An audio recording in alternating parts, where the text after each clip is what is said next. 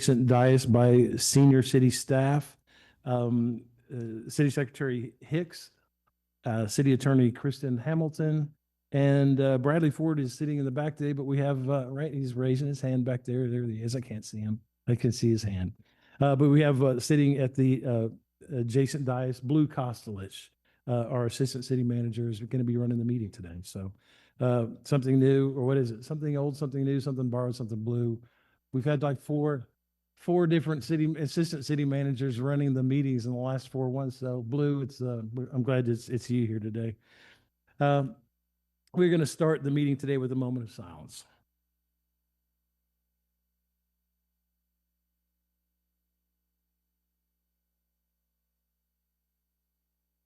Okay, the first item of business in our agenda is the recognition of work session speakers. City Secretary Hicks, do we have anyone present? No, Mayor, we don't have any registered speakers. Great. We have no, although I'd love for somebody to speak if they would like to speak, but we have no registered speakers here today. So we'll move on to the next item. We're going to recess the regular session and convene into work session with a report from Assistant City Manager Blue Kostelich. Blue? All right. Thank you, Mayor. Good afternoon, Mayor, Council. Welcome to our visitors joining us here at the John Knox Memorial Center, located inside the incredible Texas Rangers Hall of Fame Museum. So to our viewers online, we also thank you for tuning in to today's meeting. Mayor, Council, there is one change on today's agenda, item 2025-797 regarding the extension of an existing lease between the city and Waco ISD for the land use at Cotton Palace Park is going to be pulled off of today's consent agenda. The city was able to negotiate more favorable terms by adding an additional 2 years to that extension, bringing the total term to 5 years. WISD just approved that at their October 30th board meeting.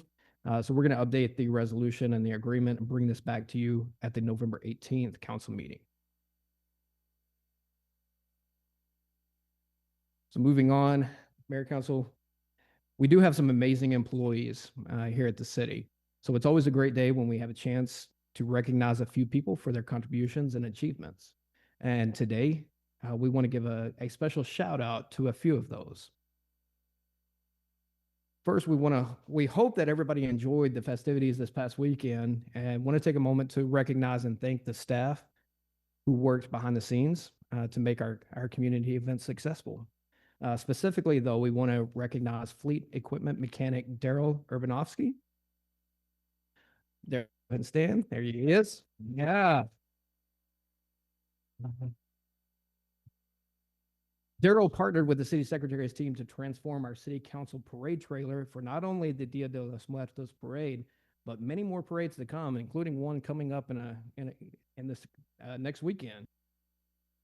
Dedicated his time and expertise to cut, fabricate, and weld custom rails, baskets, and a speaker box for any aspiring DJs up there, to help make this float parade ready.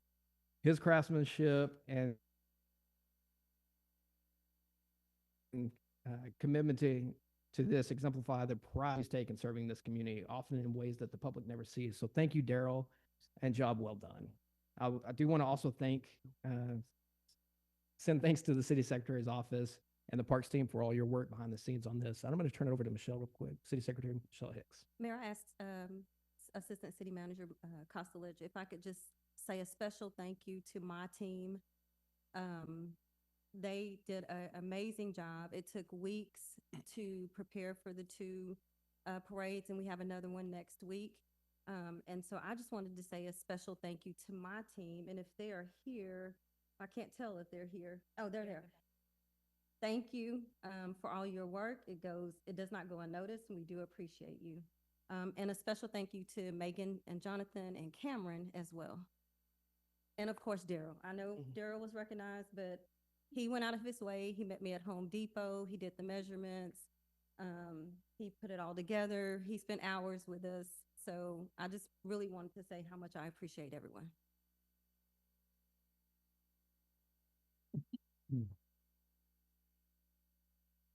Yeah, I think Josh and I were in both parades there Saturday. It was a lot of fun. Got my steps in. We got quite had a lot of fun there. That new trailer or float that we're on, it was decorated different for the morning one and the afternoon one. It was, you guys put a lot of work into that, but the design, I guess you can see it back there. It's made for optimal candy delivery for sure. It's got these outside boxes which were full of candy because our big thing, people aren't that excited to see the mayor walk by, but if the mayor is throwing candy, yeah, they love the mayor, you know. But for Josh to put his bullhorn, you know, if he ever sets it down, but that it just made it a lot of fun, and it's always fun to celebrate. Two fun deals, successful parades to the Baylor Homecoming and the Dia de los Muertos, which is becoming a big event here in the city with the help of Creative Waco and the teams there. But a lot of fun, a lot of fun. Appreciate staff putting in the extra effort on this. Yeah, I'll echo the mayor. All those sentiments are right on the money. And thanks to city secretary staff and park staff working on a Saturday like that, Saturday morning, in addition to all the preparation and the building of this great new parade trailer. But appreciate all who are putting in the work after hours, getting out there at 3 a.m. in the morning and setting up and then staying late into the afternoon as well. I appreciate that y'all kind of took it in shifts too. That was a lot of work for those of us just throwing out candy. I can only imagine those making it happen. Put a lot of sweat equity into it. So thank you all, Parks, Fleet, and CSO team for making it a real special Saturday. And I'll just add, we got a slight curveball late in the game with the start time of the homecoming parade being 7 a.m. before the clocks switched. So I got out there and it was very dark still, and the city secretary's office had already been there for who knows how long, having moved up and parked the truck correctly. And it went off without a hitch. I just am so appreciative of the effort you guys put in to be up super early, working in the dark, getting everything set up for us, making sure we got pictures and getting candy prepped. So thank you guys so much for that. And to do 2 parades in one day is not easy for anyone. I only went to one because I had other stuff going on. So I'm really appreciative of the work that did getting all that together and that you continue to do, right? Like, we have a quote unquote parade season that kind of, you know, kicks off at one point in the year. But it really goes all year round. It's like, does it start with Juneteenth and then end in December, January? You know, then you kind of are recovering and then it starts again. So thank you guys for all that you do. And I know that we appreciate it. I'm sure at very least, the children of downtown Waco appreciate it. But certainly also a lot of adults begging for candy on those routes. So thank you so much for all you guys do. All right, thank you, and great work to everybody again. Now we have some exciting news from last week's Texas Municipal League annual conference. You can see there's a little crystal hardware in front of me, glass hardware. I'm not sure what that is, but some good hardware in front of me. Waco received the TML Municipal Excellence Award for Management Innovations for our Lost Pets Waco online mapping tool and the accompanying public service announcement. Now you may remember our PSA featuring our very dapper city council Men in Black duo and rescue dog Pippin. That promoted the online map that reconnects lost pets with their owners in Waco and partner cities. So when animal protection finds a stray, its photo and their location are uploaded to the interactive map, which starts a critical 72-hour hold period for owners to reclaim those pets. What makes this award particularly meaningful is that this tool was designed and created entirely in-house by our staff, leveraging existing resources and expertise. So this is collaboration at its best.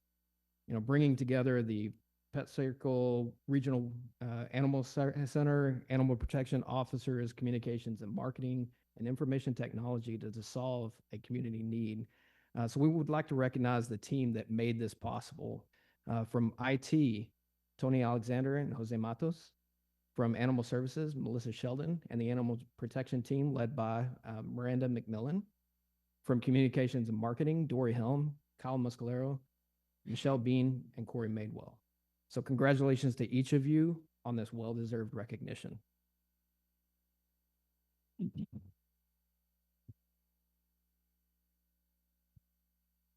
Mayor, it's super exciting these excellence awards are big deals at TML, and I was like,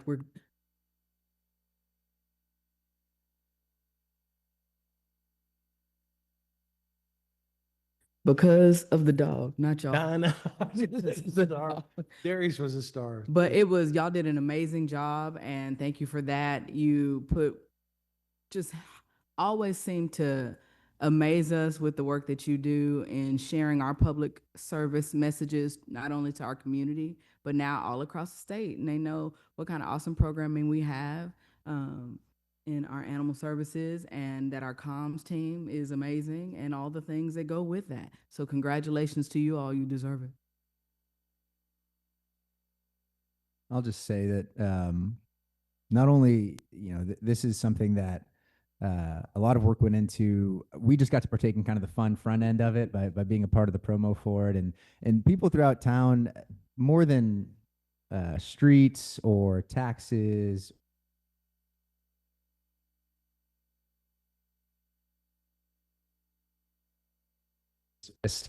So our team did an awesome job on the front end, getting all the word out and marketing for it. But the service itself is really top notch. If you guys haven't had a chance to go on and, well, hopefully you haven't lost any pets, but if you ever do, it's a super intuitive tool to go online and find your lost pets.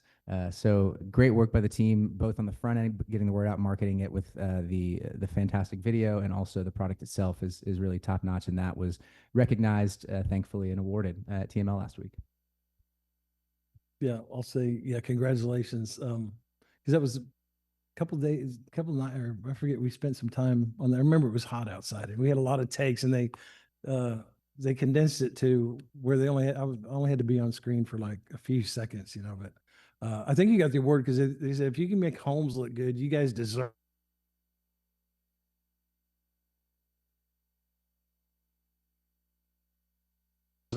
We got the consciousness out there of spaying and neutering, and how you weave this story in is kind of cool and fun. But congratulations. It doesn't surprise me that you guys are winning these awards, because you're top notch. Appreciate it. All right, thank you all. And now this was not the only big thing that happened last week at TML. So one final announcement of recognition from last week's conference. We are proud to announce that our very own Mayor Pro Tem Andrea Barefield was elected President-elect of the Texas Municipal League. Mrs. Barefield has served in our community with distinction, bringing thoughtful leadership and dedication to every challenge we face. Cities across Texas will now benefit from the same leadership and enthusiastic service that Waco has been fortunate to experience. This is a significant milestone for Ms. Barefield. So, Madam President-elect, congratulations on this well-deserved honor.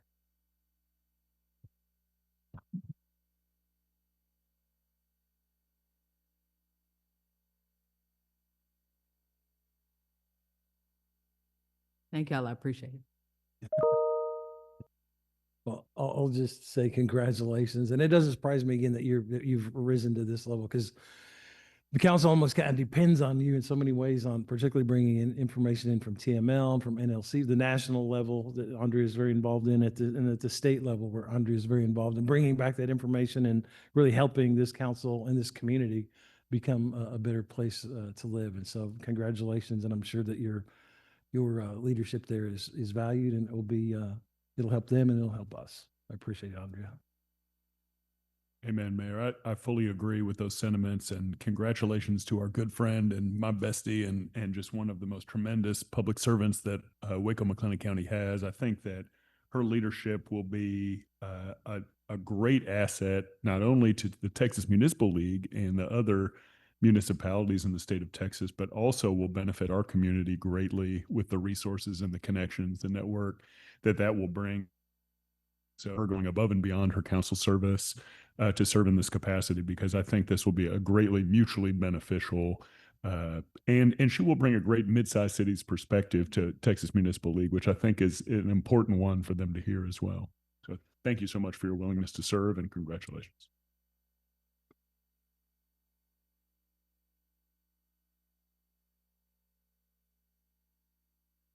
All right, Mayor, Council, that concludes the employee recognitions for today. Moving on in your agenda, there are two informal reports today. Item 2025-780 covers the investment report for the fourth quarter of fiscal year 25. This is going to show the net earnings on the portfolio of $39.6 million at a yield of 4.1%. The portfolio sits at $928 million, with $358 million being in cash reserves, while the remaining $570 million in bond proceeds for capital project funding. Item 2025-781 provides an update on the 2025 and 2026 Arbor Day Foundation Donor Tree Planting and Distribution Award. The city is going to receive $29,180 to kickstart the goals of the Waco Tree Canopy Initiative.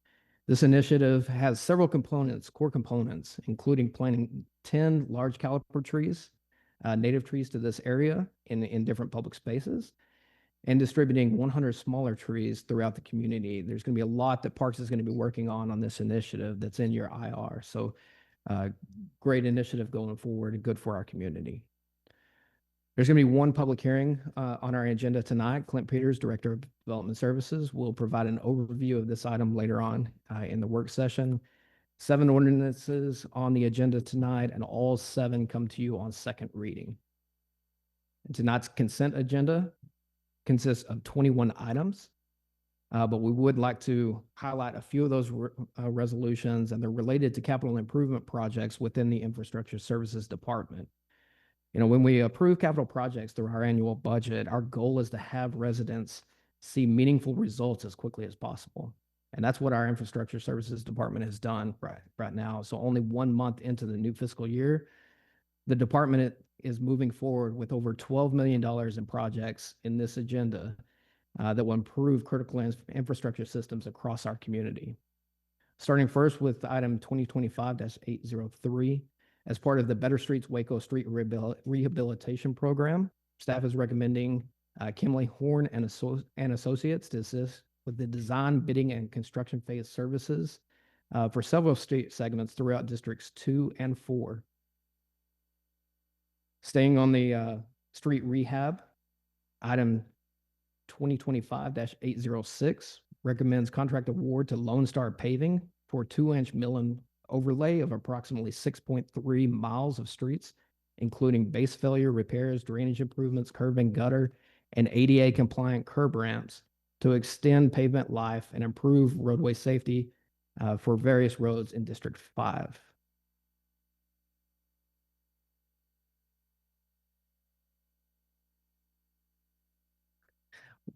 Yeah. All right, council, we're going to move on to item 2025-805. The city is recommending awarding a contract to H&B Contractors to install approximately 1,530 linear feet of wastewater lines and 1,950 linear feet of water lines, including horizontal directional drilling beneath the Middle Bosque River. That's going to improve service reliability and accommodate future growth along the Spiegelville corridor. So a good project for the city as a whole as we move forward and start working on the development that's happening in that area, fast-growing area. So finally, item 2025-807 recommends awarding contract to TTG Utilities for operational street maintenance in District 4 as part of the Better Streets Waco program. This project is going to include new curb and gutter, drive approaches, concrete valleys and fillets, and barrier-free pedestrian ramps. So overall, this is just a small highlight of what our infrastructure services team is doing. So to that team, Charles Least heading that up, thank you very much for getting these projects going for our community. Great job. Mayor, Council, this concludes my report for today, and I'm going to pause for any questions or comments you may have. Any questions or comments for Assistant City Manager Kostelich? Be remiss not to just shout out the work happening in District 4 on our streets. I feel like every year we look at the charts and get the PCI by district, and District 4 is sort of with District 2 and some of District 1 and sort of lagging behind on the road quality, obviously, because they're the oldest parts of the city with the oldest roads. And so, you know, it makes it easier for me to be out and about in the community, engaging with constituents when I can point to work that we're doing. And so I'm very appreciative of getting that work started past the planning and development stage and I hate to say this because it's such a pun, but really hitting the pavement with it. And yeah, that's it. I lost train of thought because I thought that and I thought that sounds terrible. But I am very excited that it's getting done. So thank you guys and thanks staff for putting that all together.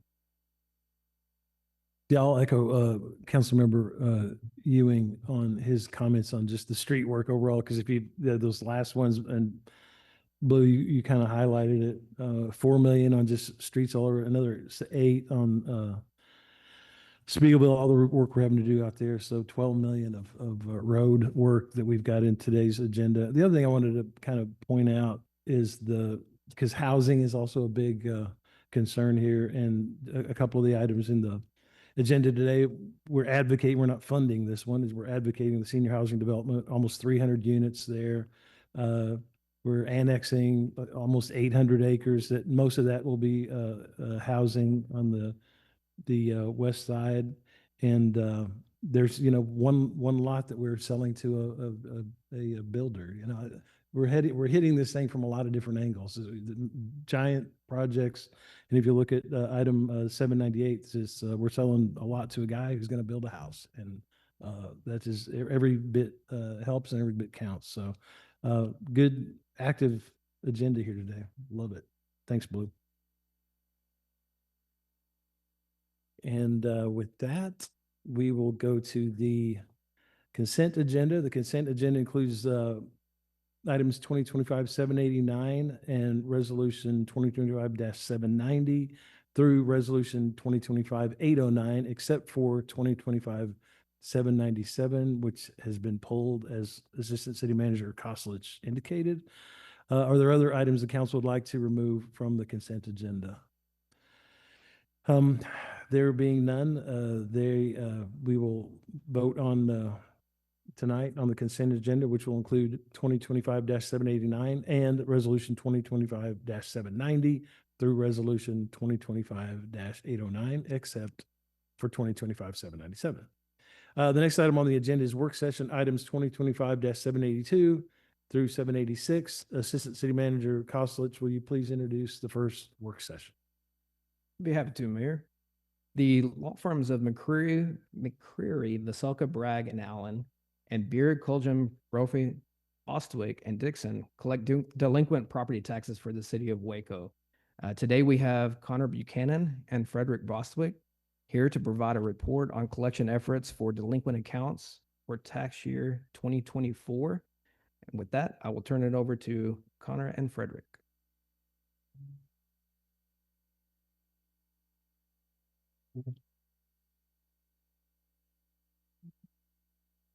Well, thank you. Good afternoon, Council. Mr. Mayor, thank you for having us this afternoon. Connor Buchanan, one of the shareholders and attorneys with McCreary, Veselka, Bragg, and Allen. Rick Bostwick here as well. This is an overview not just of delinquent property tax collections for the city of Waco, but also for some of the nuisance abatement foreclosures that we undertake for the city, as well as the collection of municipal fines and fees. Rick is actually going to start us off regarding the delinquent tax collections.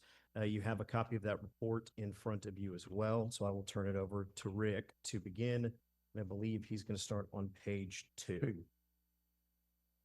If we could get to page 2, there's a bar graph.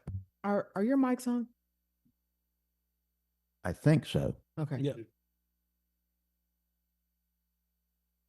How do you advance the?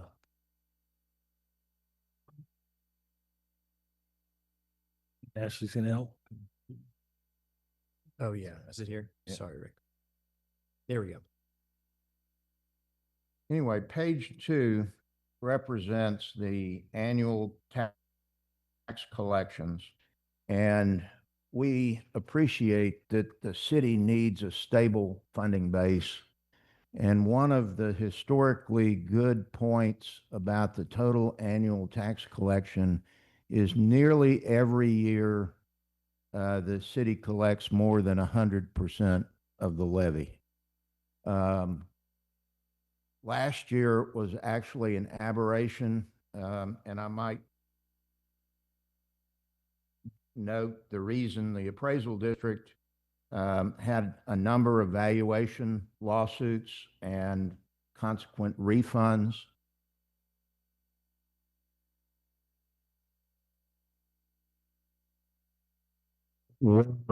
Another $700,000 refunded in valuation lawsuits. The percentage collection nonetheless was over 100%. And given the vicissitudes of the federal and state government, we understand that having a dependable tax collection revenue that you can count on from year to year is really important. And it's an interesting balance. We try to collect every dollar possible for the city. We consider it an honor and a privilege to represent the city, but at the same time, we try to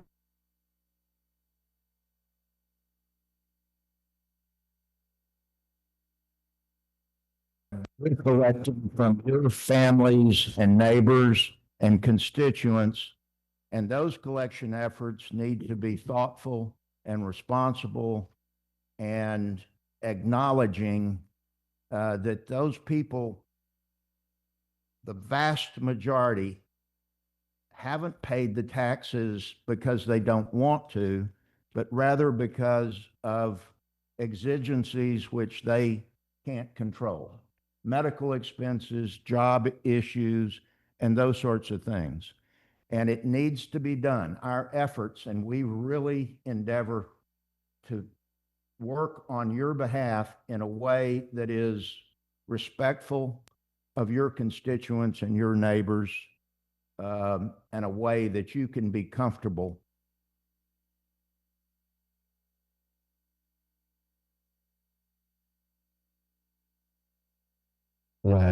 Makes it easier for us as we're out and about in the community. So I'm very thankful for that. Just really quick, and we discussed this yesterday, or at least myself and Councilmember Chase did with staff.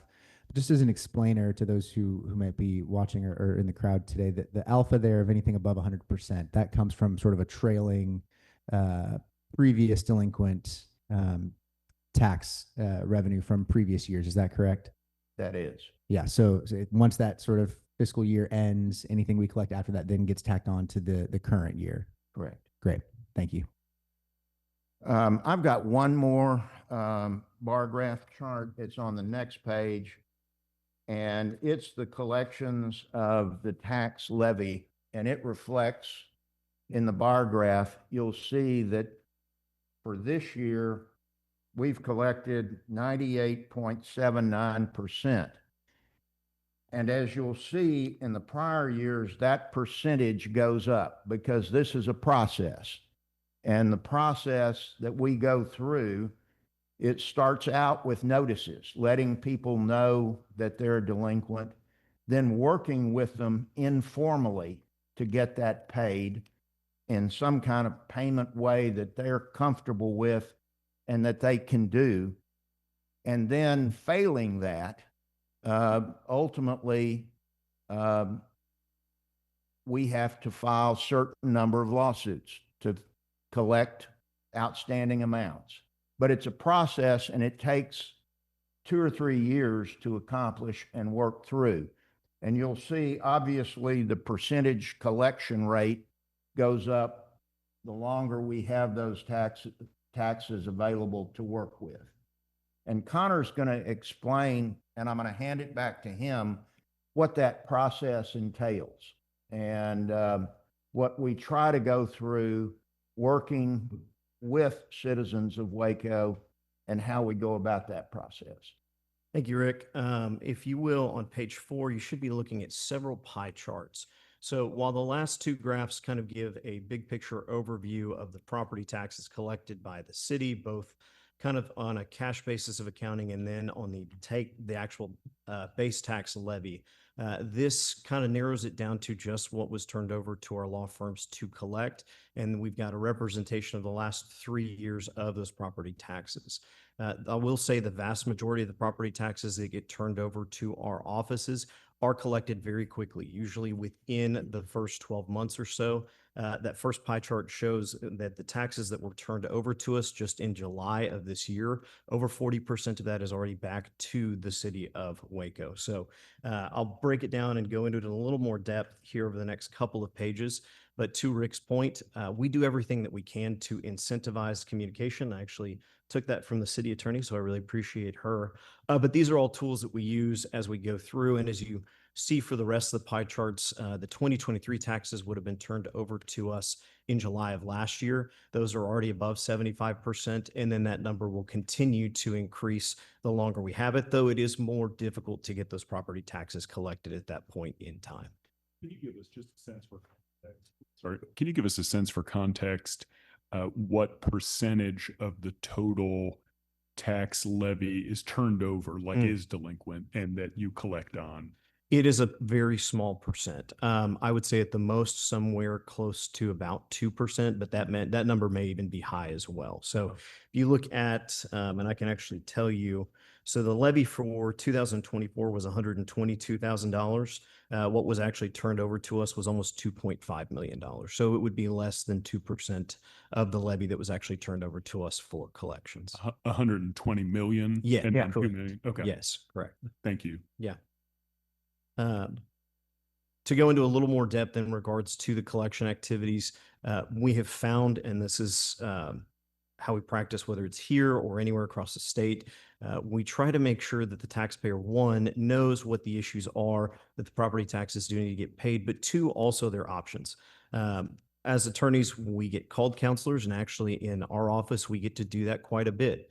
We actually have moved offices and added 3 additional staff members just for intake, working with your property owners, your taxpayers. And a lot of what we do is explaining to them, one, if there are any additional exemptions or any protections that they are entitled to. And we accomplish that first and foremost through those notices that we send out. We sent out over 4,000 over the last year. As Rick said, when those notices and in regards to certain accounts, sometimes we'll actually go out and drive out, especially with our business owners here in City of Waco and in McLennan County, to try and find a point of resolution with a lot of these property taxes. I will point out too, again, all of the tools that we use are just to incentivize folks to come in, to make arrangements, and to get the property tax paid. Between the number of actual lawsuits that we had to file this year versus the ones that we posted, it does not say it there, but I believe we only actually sold, it was either 4 or 5. So there's a significant downtick from the notices that we have to send out, those that we have to take legal action on, and those that we actually have to follow through on. And I would say almost exclusively, those properties that we sell are the ones that are essentially substandard properties that we actually work with the city, that they've identified that they want us to foreclose on, so that, and y'all have probably seen this on your agendas, they get bid in trust, and then you can, the city staff can choose how to redevelop those and who to sell those properties back to. So then as well, and this is going over to, I believe it is page 9. Or excuse me, this one is actually on page 8. We work very closely with code enforcement here in the city of Waco. They typically will send us properties that they have identified, either one, that need nuisance abatement on them, or two, that the city has already undertaken some pretty significant steps to remedy those nuisances, whether it is just kind of cleaning up a lot, or if it's a structure that has been torn down. We actually go through the foreclosure process on those properties for the city and tack them on to our tax lawsuits. And that is a pretty effective vehicle to get those sold, either one, into the hands of someone that's going to develop them and put them back on the tax roll, which means more tax dollars moving forward, or two, they come back to the city, and then y'all go through the process to pick who's actually going to come back and develop those properties as well. And then I believe this is lastly, we also have the privilege to work with Judge Garcia's office to collect municipal fines and fees. So parking tickets, moving violations, those types of things. We get a lot of those turned over to us throughout the year, at least over the last year. We've either assisted Judge Garcia's office with one, collecting, or two, remediating almost $1.8 million in those fees. The thing that I think is cool, especially as a millennials, we're starting to use technology to do those things. We've sent 35,000 text messages over the last year to accomplish that. I can't tell you, how many times we used to use a lot of mailing. I can't tell you how many times in a week I throw away pieces of mail because it's garbage, or if it's not, maybe I thought it was. But we always have our phones on us. We're always receptive to responding to a text message. So we've actually pioneered that over the last, I believe it's 4 or 5 years, and we're seeing some really great results because everybody has their phone on them all the time. So, For better or for worse. yes, yes. So, that concludes the overview of all of our representation for the city in regards to collections, property taxes, fines and fees. Would entertain any questions, any points of clarification from the city council. Any questions or comments? Yeah. Follow up on kind of Councilmember Ewing's comments, just saying that I appreciate kind of finding the balance between the imperative of collecting our public monies that are owed to the municipal government of the city of Waco, but also kind of meeting our residents where they are and finding the best possible way to assist them in making good on their obligations. So thank you for your sensitivity and kind of striking that balance in your collections work. Well, we have always felt like that's what the city expects of us. These are not anonymous third parties. And I mean, they're citizens, neighbors, and constituents, and it needs to be done respectfully. I applaud your efforts about the texting. We are attached to the Borg at all time. I wonder though, with all of the fraud, how people are responding to your text messages. Cause I've gotten, you're on your way to jail if you don't pay the, you know what I'm saying? I mean, cause you get them all the time. So how are people responding to your approach in that manner? I think they're responding to it fairly well. What we do when we send out those text messages, and we don't, I don't think we've ever sent one out threatening to be the IRS to come out and take somebody away. But either one, we get people that will ignore them just like they would any spam text message. But two, it gives them a number to call. They call, we actually have a phone bank at our main office. So there's a pretty thorough explanation of all of that.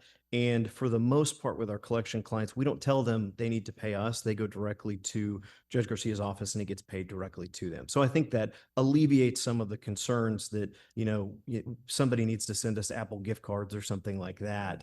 And I feel that that gives them a little bit more comfort in that regard. Okay. Thank you. Any other questions?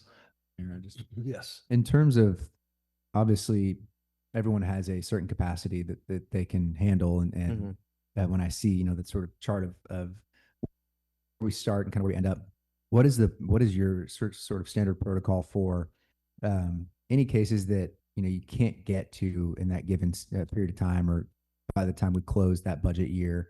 Are they then moved sort of to the top of the heap for the following year, or do we do it by amount owed? Is there a prioritization there? And what's the process for that? It's a great and fairly insightful question there. So we try to balance one, that the city is expecting this revenue to come back and you rely on that to get your budget achieved for that fiscal year. So typically what we do is we kind of work from the top down from there. One, because there's both a sweet spot of the return is going to be a lot faster for the clients, and it's going to be easier to get those paid. Most of the time, again, to Rick's point, especially with those high dollar accounts, you're looking at a lot of commercial accounts. You're looking at some of them that are industrial, whether that's because there was a fault in the process for, say, one of the manufacturing plants and they just didn't get their property taxes paid. That may be a significant sum, and it typically has a check written and overnighted to the tax office here in McLennan County to get taken care of. I will say, again, I think we added 3 new staff members. We have a new office this year that is more receptive to having folks come in and actually make these payout agreements. We try to be proactive as much as we can and compassionate, which is a hard balance to strike, because the longer that we wait to get those accounts worked, the more years of taxes that someone is then facing. It becomes kind of a quicksand that they can't get out of. You hear a lot of, I'll call it propaganda, but whatever you want to call it, that property taxes driving people out of property. It's not making sure that those don't get taken care of pretty quickly. And so we try to work as far down that list as fast as we can every fiscal year to make sure, one, that you have the revenue that you need, but two, it is also putting your property owners and your taxpayers at disadvantage if they don't get that paid sooner rather than later, because there's penalties and there's interest and there's fees that get accrued. So we try to work as many accounts as we can. And again, adding those staff members, using some of these more technology focused things. I will say my predecessor was a big paper person. I went paperless immediately, and that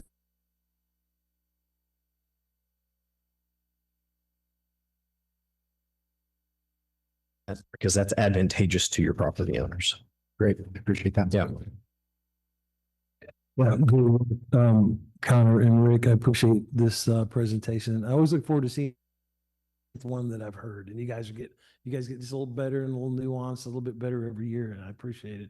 And I always have this comment too. I want to thank the taxpayers of Waco. 98.5% of you are paying on time, so I appreciate that. This council and staff works hard to deliver, best in class services and public safety and streets and utilities, and hopefully we're getting good value for your tax dollar. But there are, that 1.5–2% folks hitting a rough patch, and we want to work with those guys too. We don't want to be heavy-handed, and I appreciate your approach on working out plans and working.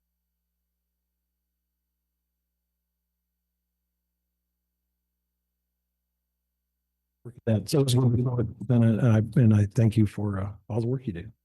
Appreciate it. Thank you. Thank you all. The next item, let me see, we go to work session 2025-783, Assistant City Manager Kostlech. Yes, Mayor. Next, I'd like to welcome Creative Waco CEO Fiona Bond and Director of Strategic Development Julia Cervantes to present an update on local public arts projects. So Fiona, Julia, and their team have been working on a sculpture project for Fire Station 4 and on murals for the Bledsoe Miller Steam Center. These projects represent more than aesthetic improvements. They reflect our commitment to creating spaces that inspire our community, celebrate our heritage, and enhance the quality of life for all who live.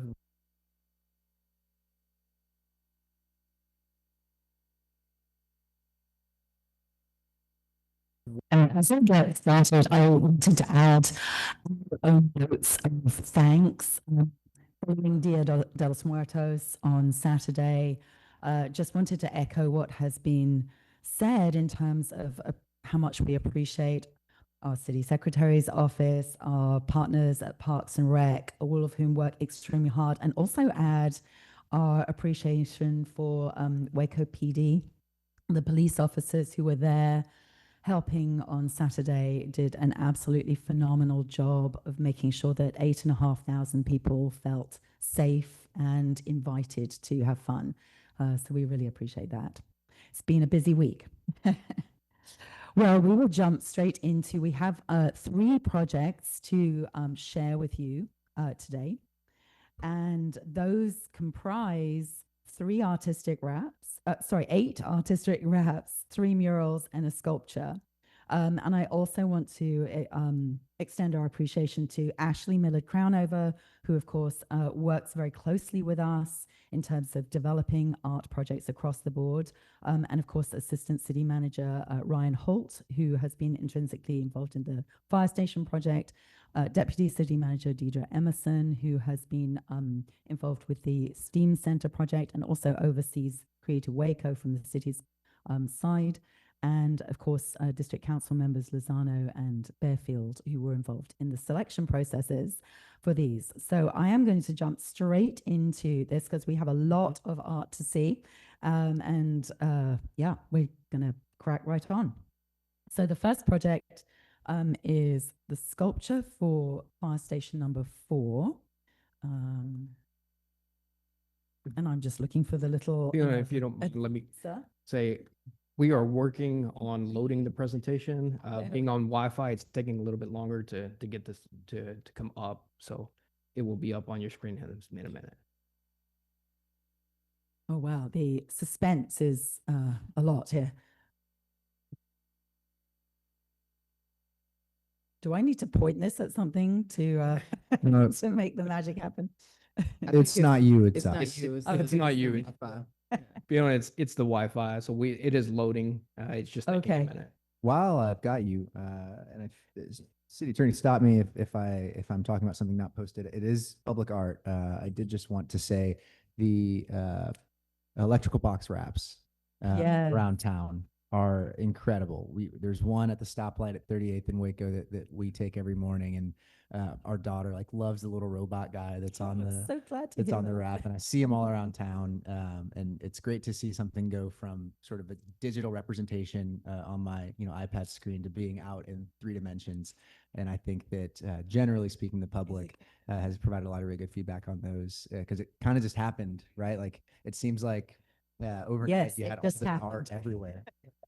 But to the public, you wake up one morning and there's all this art all over Yeah. the place as you're driving around town, and it's really cool to see. So I appreciate the effort that you guys put into that. I know it was a process, sort of vetting all of that, and then obviously getting the physical material in place. But certainly well worth it. At least 2-year-old's opinion of the matter. So Thank you so much. Yes, we love that project, and again, appreciation to Ashley who really did yeoman's work on that too.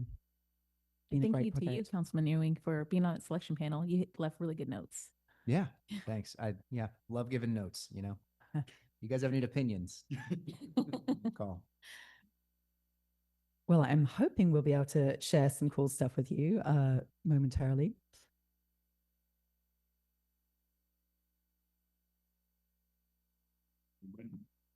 We might need to bust out that gas powered generator to ramp up that Wi-Fi. I don't know if there's a crank or something we turn. Squirrel cage. I have it on here if needed. Oh, actually, we do have some 3D show and tell. Do you want? Oh, I've already had it off. That's great.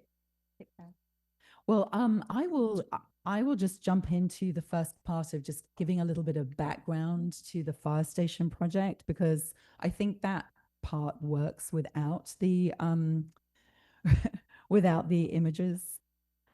So, of course, Fire Station number 4 has a really storied history in Waco, but the development of a new building for this fire station, which serves the District 2 area, and which is the fire station that serves the Baylor area, as well as that part of the city of Waco, was a fantastic opportunity to work with the fire department in developing some public art.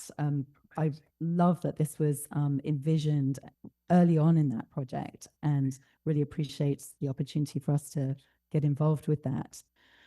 We had a really stellar design review panel for this, which comprised Councilmember Lozano, Chief Robbie Bergerson, the fire chief, Captain John Fogel, who is he is going to be the captain of station number 4, Ashley Millard from BAC under Parks and Rec, and then Megan Bias, who's an artist, Emma Torres, who's an artist, myself, and Julie Cervantes here, who is our Director of Strategic Development at Creative Waco. And we had a really well thought through set of design goals for this particular project. It was designed to honor the courage, service, and inclusive spirit of Waco firefighters, and to anchor the new fire station as a civic landmark point of pride, something that would be emblematic of the kind of service that our fire department gives. The idea was that it would balance both tradition and place, but also feel fresh, with a recognizable firefighter figure somehow incorporated, enriched with symbolic details, as well as a nod to Baylor University's bear mascot. Aha! Looks You like we're got in it, Fiona. business. And it advances. This is great. All right. And of course, we wanted a material that was going to endure and stand the test of Texas climate with minimal maintenance, and engage pedestrians and visitors, connecting the station with its community. But one of our really major goals in this whole process was to make sure that we actually included the constituents for this particular project, the stakeholders who, of course, are the firefighters themselves.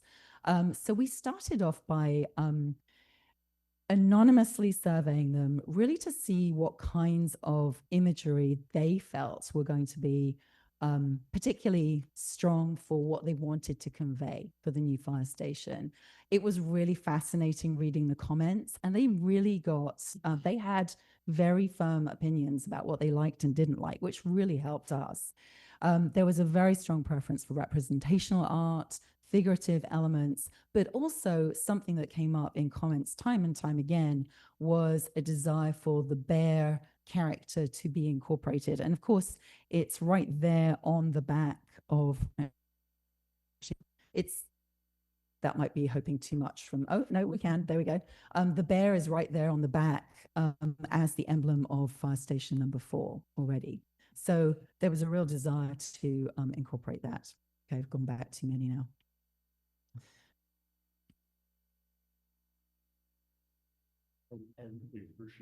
I really appreciate that y'all did that anonymous survey. I think that's a cool way to kind of see what art would fit for this place, would be to see what type of art those that it's going to serve would prefer. I think that was a really cool idea.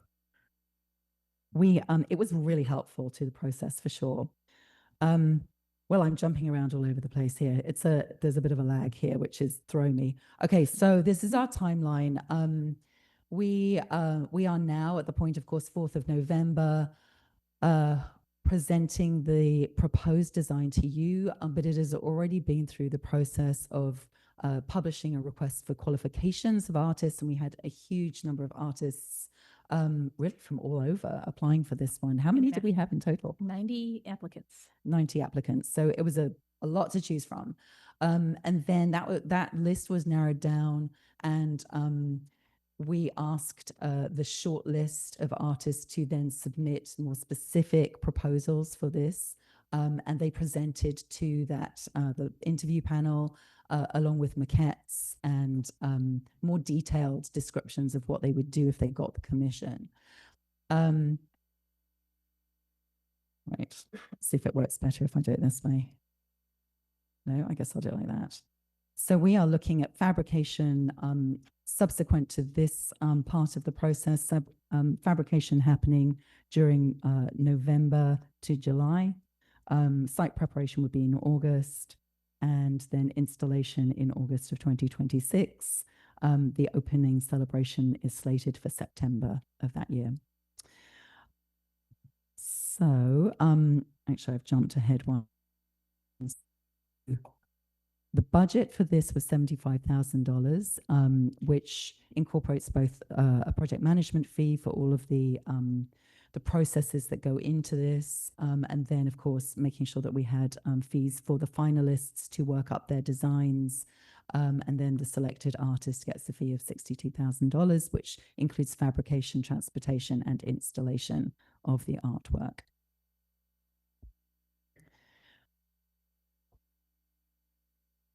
So the proposed design, I'm just trusting that this is going to advance at some point, that happily you have the proposed design in front of you in Glorious 3D, obviously at a smaller smaller scale than we are going to see. It is going to be an 8-foot bronze on a 4-foot base, and the 4-foot base is already being prepped as part of the Fire Station number 4 design. It's in a dynamic pose, which will be achieved by actually scanning a Fire Station number 4 firefighter. The process by which who actually gets to be scanned has not yet been determined, but one of the firefighters from that station. The bear character highlights both the community it serves and, of course, the Fire Station number 4 logo.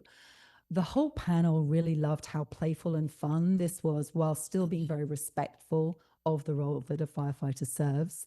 It's designed to be very memorable as a landmark.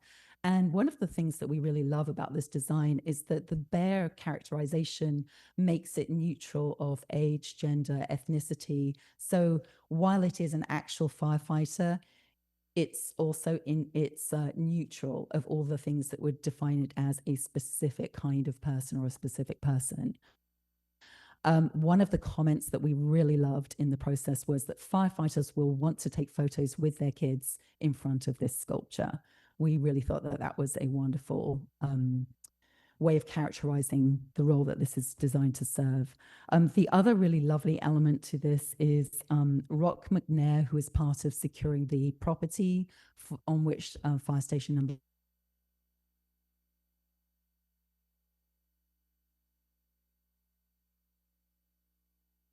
a really lovely touch as well.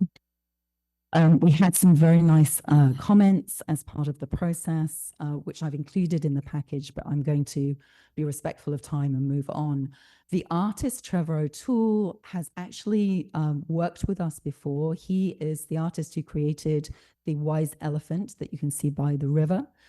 He has done a number, that was actually his first major commission of a piece of public art. But since then, he has done a lot.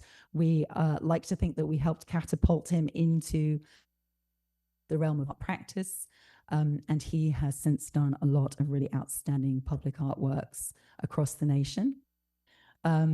We are thrilled to be working with him again. He delivers on time and on budget, which is fantastic. He is a really visionary artist, and he has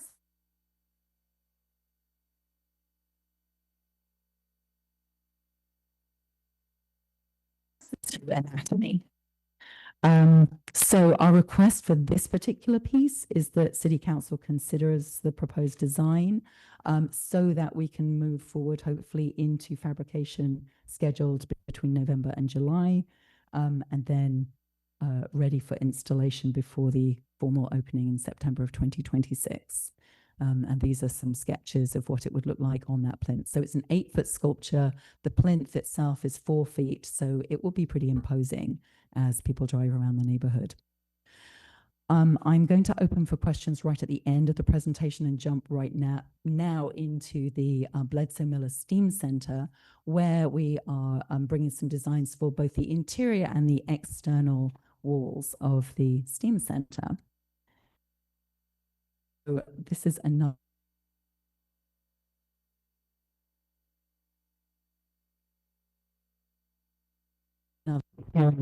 walls.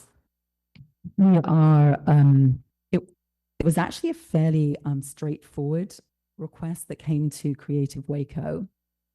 So I'm just gonna jump onto this. So for the interior walls, the Perkins and Will, the architects, had already worked extensively with the team from City of Waco to conceptualize what the interior might look like. They'd come up with a color scheme, which of course is being parlayed throughout the building in other design features.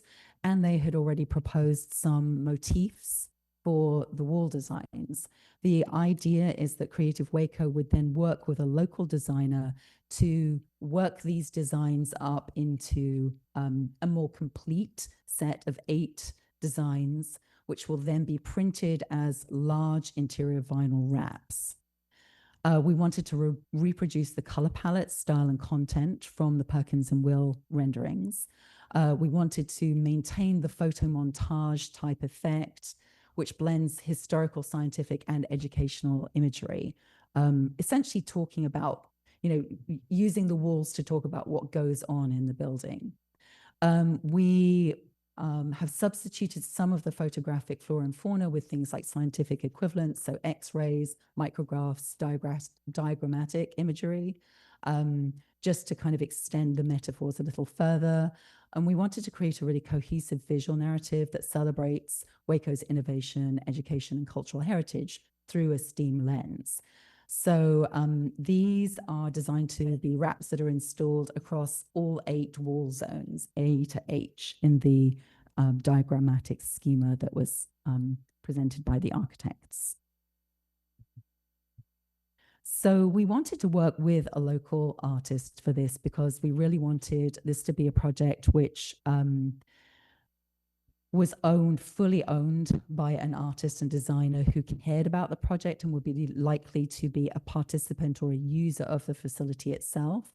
We invited design qualification submissions from several local designers, about a dozen, and we selected Vincent Thomas of Vibrant Touch Studios. He's a multidisciplinary artist, a muralist, and trained as a graphic designer. He is known for his portraits and public art, but he's also very adept at being able to work in this kind of medium. He was the lead designer, along with Kate Kegeris, for the Tree of Life mural on Elm Avenue, and has served as a mentor several times over for our art apprenticeship mural program. He was also featured as one of the artists in the Public Artist TV show pilot on Magnolia Network. And he founded a beautiful message which educates kids from the neighborhood in art and symbolism, artistic imagery as part of their education process. So we felt like he was a really good fit, and he's also very passionate about everything that the STEAM Center represents. So these are his designs, and I'm just going to go through them from A. The very first one talks to the origins of Waco and the indigenous culture. This character that's depicted is a Wi'iko Indian, and it represents the grass houses, and then also the Comanche, the teepees, and the head dress of the Comanche is also represented, along with a map of modern day Waco. And then elevation B, of course, we have the mammoth, and we've got this little motif of the river running through these designs, which are going to be next to each other in the center. And as the river runs through, you can see that the images become X-rays. So it's kind of like that's giving us a slightly different glimpse. We see the bones of the mammoth around the artistic impression of what a Columbian mammoth would have looked like, and same for the magnolia flowers. Then with the coming of the railways in elevation C, we have a schema of how steam engines work at the top. We have a points with the kind of diagram of how points work, as well as a depiction of the steam locomotive and the architectural rendering, the engineering rendering of it. And then D is one of our historic figures, Dr. Vivienne Mays, who was the first African-American professor at Baylor, a mathematician. And here we have some of the formulae that she would have worked with and taught to students, along with a plan of the Paul Quinn campus and some of the materials. We are making sure that in all of these renderings, we're being faithful to the story that's being told, so that the formula that are depicted are solvable by students, but also emblematic of the kinds of work that she would have been doing.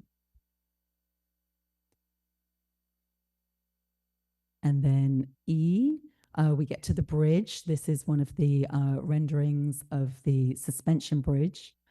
And of course, we also see a cross section through the cable and some of the anchor points. And then we also have representations of performing arts on either side of the bridge.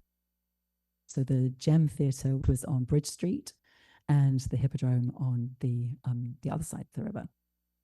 And this is this one you see as you go up the stairs. And of course, there's also, you've got the bird taking flight, which taking flight is a metaphor that's used in a lot of the public art that we have across Waco, both murals and sculptures, and is not only a great kind of physics lesson and biology lesson, but is also emblematic of the people who are using the STEAM Center taking flight and growing wings and rising in their own development as they interact with the center. Then, of course, we have Doris Miller in elevation F, receiving the Navy Cross. And here we have some aviation, aviation being one of the engineering goals. And we have the rocket diagram sideways on. And then in elevation G. Of course, we have Jules Bledsoe, and the musical notes that you see depicted there actually are from the tune Lift Every Voice and Sing. And so if people go as far as actually playing the notes that are depicted, that's the tune that they will get. We have, of course, the keyboard, but then we also have the sound production engineering technology and equipment shown there. So we've got kind of the ancient and modern side by side. And last, but by no means least, we have James Andrew Harris, a scientist from East Waco who is part of the team that discovered the elements rutherfordium and dubnium. And then, of course, we also have the right up to date here with the robotics of this is the robot that was developed by TSTC to pick up dung in from the zoo and process that. And then we also have molecular depictions of water in its solid, liquid, and gaseous state. So that's the interior walls. And then we are moving on to the exterior walls. And thought it was advancing. There we go. So for the exterior walls, our task was to find an artist that could create a coherent set of 3 murals for 3 of the panels on the exterior of the building that would speak to the kinds of things that were going on in the building, but also be really invitational in their own right, vibrant and arresting in the sense that they would just be really appealing images. I'm going to hand off to Julie, who's going to talk a little bit about this process. Thank you. So we put out the call for artists to create the 3 exterior murals, and that was our lovely panel. For the sake of time, I'm going to move on. And in it, we were looking for artists to visually create something visually impactful, professional quality murals that inspire and connect people to the STEAM Center's educational mission.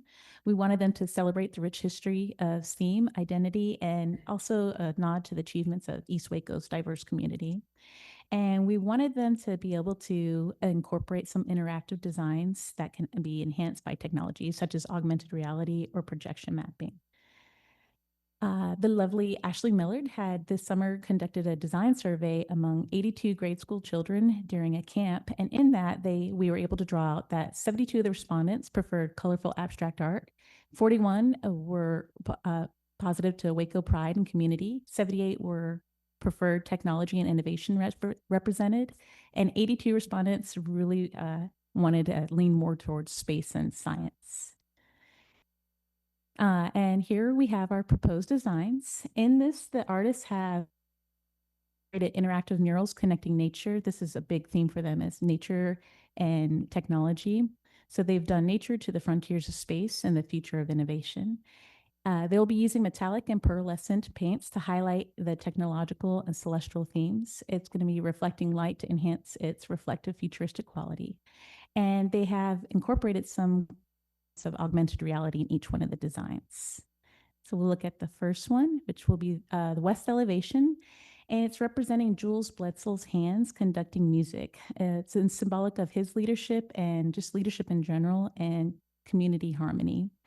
It was requested that they incorporate the monarch butterfly, not only because it leans into their nature theme that they have in their work, but it's symbolic of migration and conservation. And the monarch butterflies make their way from Canada to Michoacan, Mexico. They make their way right now through Waco. The AR component that they have incorporated is the music notes will be played with the augmented reality of Jules Bledsoe's song, Old Man River. So on the wall, you'll be able to see the notes from his song being played in the background. And they really wanted to blend coding and creativity, highlighting how musical composition and design share similar creative processes. So that's mural number 1. Mural number 2, which will be on the north elevation, is a metallic rocket set against a dark night sky. It invites visitors to pose as if entering the rocket.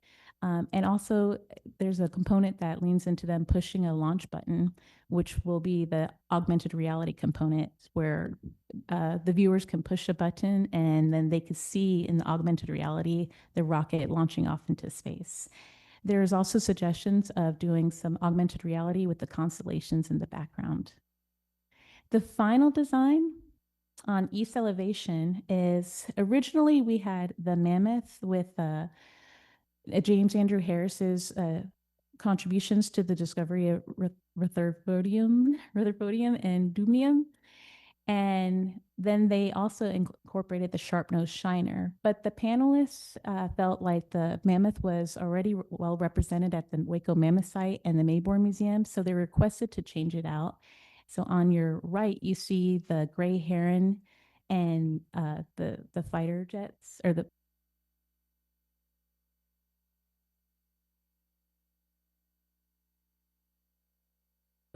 to help tie in all the science and technology of flight. So we'll be able to settle on the final design for that one. The artists that were selected are Alexandra Walker and Michelle Wilson. They've partnered with nonprofits, city programs, businesses, and schools. They've created site-specific art that fosters connection and reflects community identity. Michelle Wilson's done 20+ murals across Texas, the United States, and Spain, and she actually grew up here in Belton and Waco, where she still regularly returns to visit her family here in Waco. Allie has worked with Soft House, and this incorporates her technology experience because Soft House is an immersive and interactive art space. She also has 10+ years of mural and fine art experience. Here's some of their examples. And if you see on the left, the soothing sea turtles, that's an example of the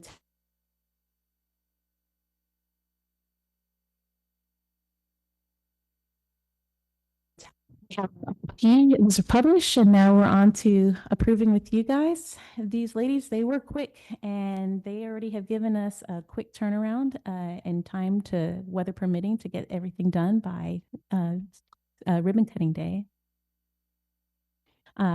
This is the investment mural budget. And interior Okay. on Oh, the other there's side. interior. Yeah, side by side. Okay. Yeah. And yeah, with city council's permission and recommendations, we look forward to your thoughts. Yes, so we welcome your questions and comments. And I am so sorry. I just got a note here that Rock McNair, he is still very much with us.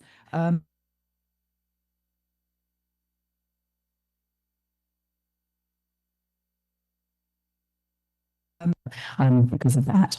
So I apologize for that misinformation, especially to Rock. Thanks, Fiona and Julie. Any questions or comments? I just briefly, sorry, I keep forgetting. Just briefly, I love all of the designs from the STEAM Center, but I just wanted to reserve my comments for the artist that was selected for the bear statue. That wise elephant is my favorite public sculpture in our community. And that would include any of the sculptures up at my employer's campus. I just think it is so delightful, and it's kind of whimsical, but beautiful and artistic and fun. And so I think that was an amazing choice for this. I love this design sitting here between me and Councilmember Lozano as not only as a triple alumnus of Baylor University and a big fan of the kind of Sailor Bear fire design of Fire Station number 4, but also one that not only will firefighter families enjoy taking photos, I think the community will enjoy the statue as well, and as people bring their children by the station. So well done on that statue, and I'm really excited for it.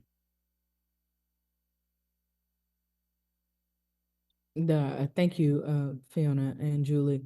I will echo Councilmember Bordereau. I think that statue captures, Waco spirit, and especially the spirit of District 2 around Baylor, around the strength that it displays, but without being and being welcoming. So it's a strong welcoming presence. And I think I will agree with Josh also that I think the elephant is one of my favorites, if not the favorite, for many reasons. But I think that this will just be an opportunity for more people to come and engage. It's certainly something you want to take pictures of and with, which we've done a really good job of encouraging people to embrace public art in this community, and that has a lot to do with you all and the spirit of Waco and the acceptance of Waco and leaning into public art. And I can't wait to see more of it. I mean, y'all know I'm incredibly biased about the STEAM Center, so I'm just gonna roll. Also, it's exciting anytime we get a presentation from Creative Waco about work that you guys have been putting effort towards actualizing. It gets, I think it gets all of us up here at the dais excited, and hopefully gets the community excited about more public art throughout Waco. Public art in and of itself, obviously, it's tough to quantify the benefit, but there are so many benefits, and it's such a bellwether of a community advancing in the right direction. So I'm really appreciative of the work that you guys do for this. I had one question, in addition to my comments, that I love everything you guys have presented here. I'm really, really excited to see it all come to fruition.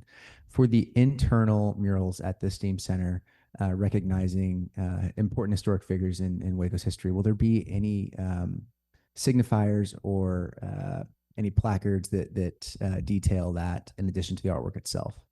Yes. So Great. I should have said, for all of the public art that we do, there is always an online informational page that unpacks kind of the story behind it, the artist's information, and then kind of what's depicted and why it's depicted. There will be information in the center too. With that one, we'll do a QR code that will take people directly to the page. Right. And then we can have information in the center itself, both on the external and the internal murals. We're looking at, it's actually something that we're working on extending, because we now have so much public art that we really are going to need a public art map that is a physical map, as well as the online one that we have, that again gives that wider information. So that's something we're actively pursuing. But in situ, there will be information about each of the different depictions and what they mean, what they are. We're even thinking with things like the solve for some of them, that if people are curious They about, can check their work. Right, exactly. So that Same, people yeah. can then kind of compare and contrast what they're coming up with. But yes, and things like snippets from the tunes that are played. Mhm. We experimented for the first time at Dia de los Muertos with augmented reality. Our T-shirts for Dia had an augmented reality activation on them, similar to what we are hoping to be doing, both with the external murals, but also with the elements from the interior as well. It makes sense, and that's something that the people using the center can learn to do for themselves. It's not difficult to do once you, there are apps that you can use to do it. Mhm. I say it's not difficult to do. I personally cannot do it. So I have huge respect for people that can, but it is a skill that people can learn in the center. So that will mean that all of that imagery could then potentially be activated by people who are using the center, that's very exciting, because then they can jump into the stories that are being told. Awesome. Thank you. And last thing, on the schematics, I guess, probably a cleaner word for that, for the bear firefighter statue, is it the base is 4 feet tall, and then we've got little 8 foot plus kind of for the bear, and that's, we're looking at around 12-ish feet. Yeah. You're correct about the imposition there. That is going to be a hulking bear looking. That's awesome. Definitely a selfie opportunity, but yeah. And welcoming and visible from the street as you drive by, which is, it's going to be awesome for a cool photo op for sure. Thank you, guys. Thanks.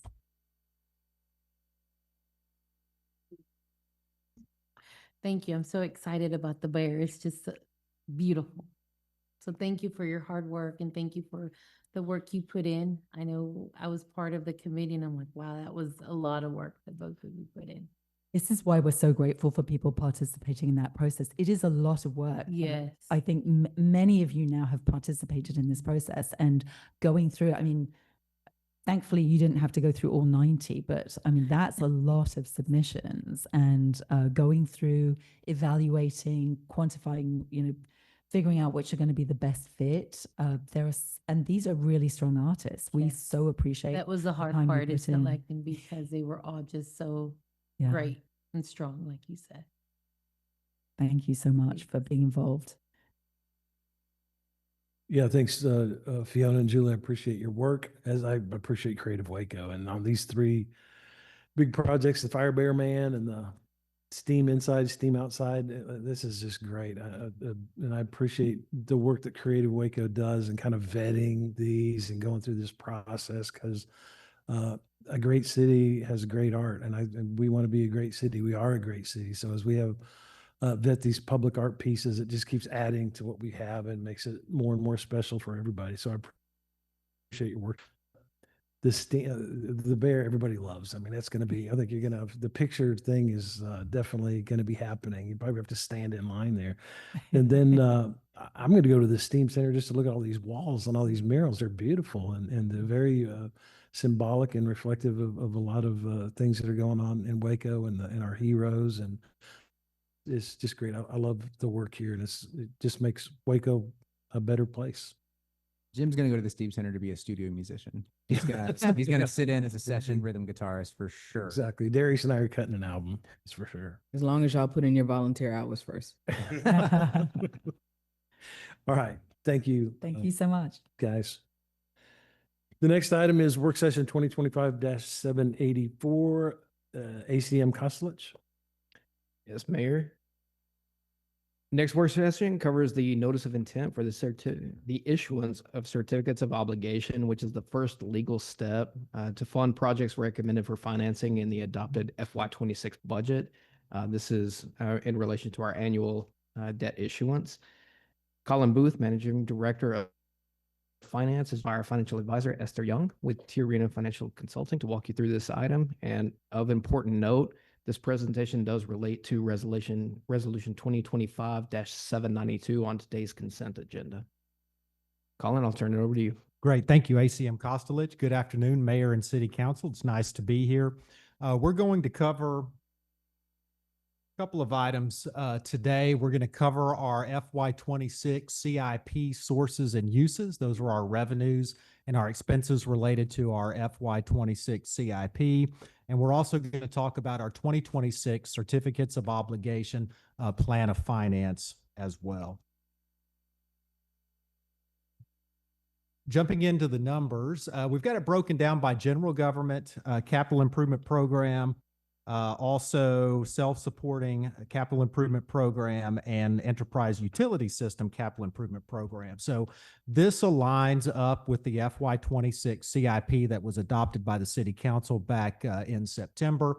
Looking at the general government, it's primarily bridges, Better Streets Waco programs, and then we've got a couple of fire services projects. We've got apparatus replacement, fire station number 8 replacement. The total capital cost there are $51,928,403. We're looking at funding $41,778,403 with debt.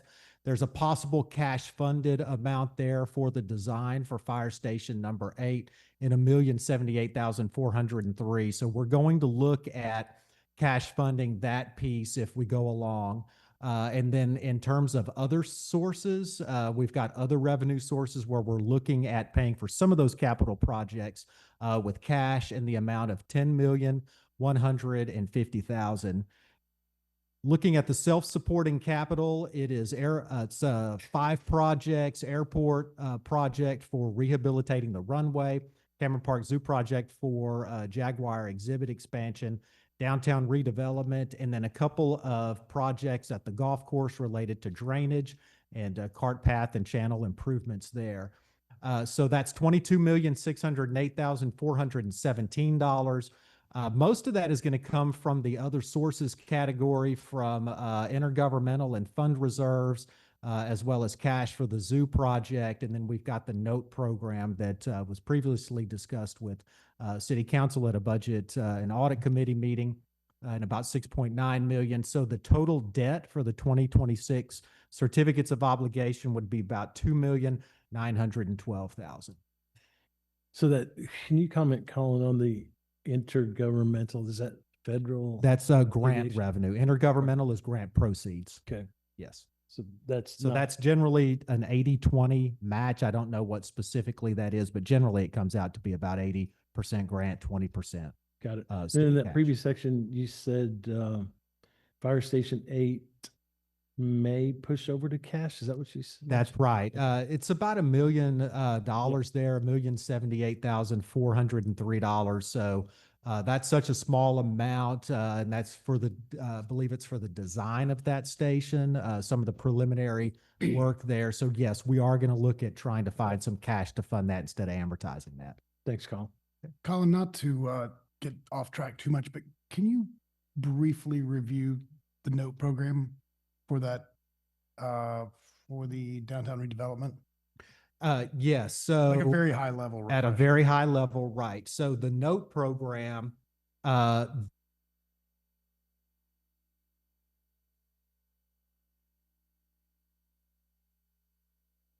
there will be a short-term debt issuance, and it would later on be refunded by long-term certificates of obligation. That's it at the highest level. So we're going to push that piece because it's related to downtown through that note program.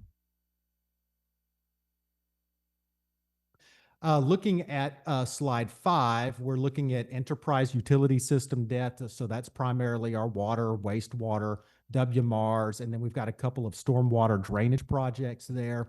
We're looking at issuing $55,675,000 worth of debt.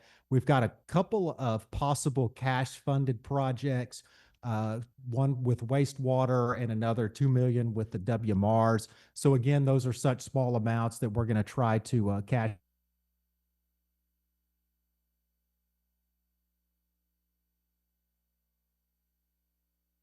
Cash. So it's $1,365,403 for the total debt issuance. The bottom number below the green box is excluding those possible cash funded projects at $95,887,000. Now, let me also say on the resolution that you're being asked to approve later tonight, that's a maximum amount of $110 million. You can approve an amount lower than that, but this is for the notice of intent to issue certificates of obligation. So that's a maximum amount there. And I say that excluding possible cash funded, so we can go lower than that amount. We just won't be able to go higher than that amount for the FY26 certificates of obligation.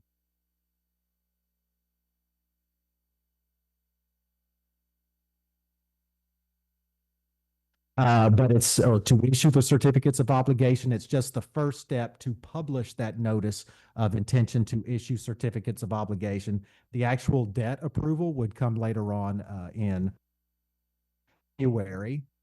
And that's a good place for me to turn it over to Esther to talk about the plan of finance. Before we get in there, I just had to follow on from George's observation because that note program, we don't have it in the debt because the debt is like the suggested or recommend or proposed CO, right? That is correct. Because the 6.9, George, I think to your point, is debt. It's not cash, so it's kind of a that almost needs its own. That's column. correct. Yes, you're absolutely right, Mayor. I've got that note to the side Yep. that says note program, but yes, it's not a cash source. It is a debt source. Which will eventually, through the note program, become a CO at some point in the future. Absolutely. Thank you. Okay, so here's an executive summary of the 2026 CO issuance. And we'll have some slides following these that will dive into each one of these bullets a little more. As Colin mentioned, this is an authorization just for the notice of intent. You're not actually authorizing the debt for 110 million, which is a firm maximum. So that the city can always issue less than that, just not more.